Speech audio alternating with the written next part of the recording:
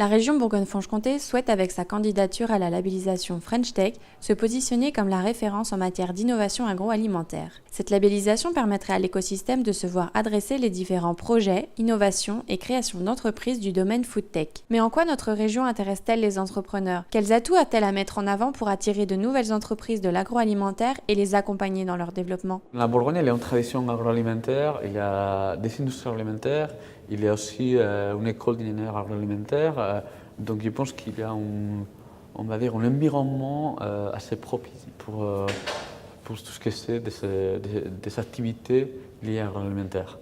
Pour Anne Cazor, fondatrice de Cuisine Innovation, la présence de grosses entreprises du secteur est également un atout important. La Bourgogne-Franche-Comté, c'est la région qui m'intéresse, qui me plaît, puisqu'on a un bassin gastronomique extraordinaire, on a de grosses entreprises agroalimentaires qui sont connues et reconnues.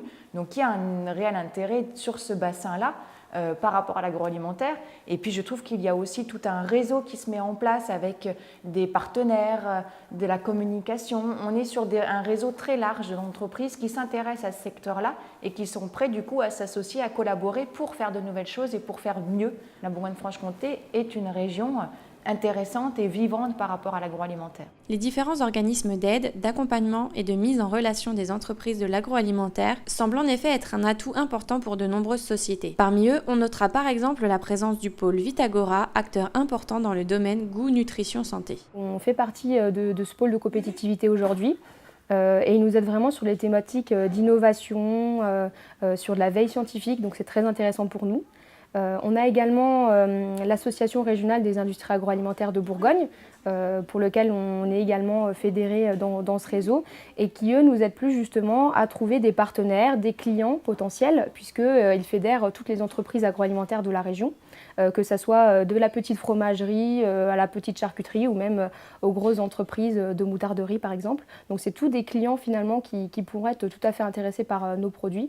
Et effectivement, la région Bourgogne est tout à fait intéressante de ce point de vue-là. Il y a vraiment un écosystème agroalimentaire assez important sur la région, plus les organismes qui aident au développement de la région, Dijon Développement et Bourgogne Développement, enfin l'Ardi Bourgogne aujourd'hui, rassemblés.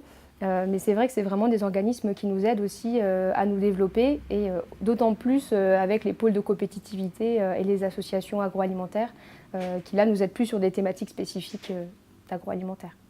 L'un des objectifs de la labellisation Food Tech est également d'offrir à la région et aux entrepreneurs locaux une bonne visibilité à l'international. Un objectif presque déjà atteint pour la région puisque d'ores et déjà des entrepreneurs étrangers font le choix de s'installer. C'est le cas de Carlos Ligori, brésilien d'origine, qui a choisi de créer son entreprise Fusion Ingrédients à Dijon. Je suis passionné à ce moment pour le terroir, pour l'histoire de l'innovation qui existe sur cet environnement ici, à Bourgogne. Le contact avec les organismes, notamment Bourgogne Développement et Dijon, Grand Dijon Développement, c'était très important pour nous aider, pour m'aider à s'implanter, à obtenir le visa nécessaire, ouvrir l'entreprise, tout ça. Sont les deux plus importants organismes qui m'ont aidé beaucoup à m'implanter ici.